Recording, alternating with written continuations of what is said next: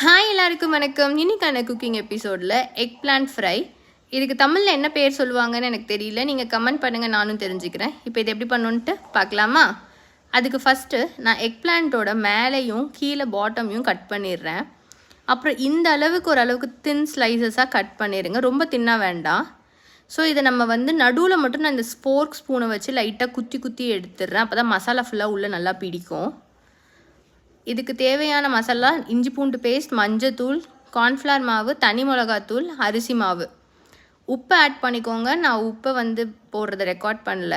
இந்த அளவுக்கு லைட்டாக தண்ணி ஊற்றி பேஸ்ட் கன்சிஸ்டன்சியில் எடுத்துகிட்டு வந்துட்டு 2 சைடுமே கோட் பண்ணி எடுத்துருங்க நல்லா.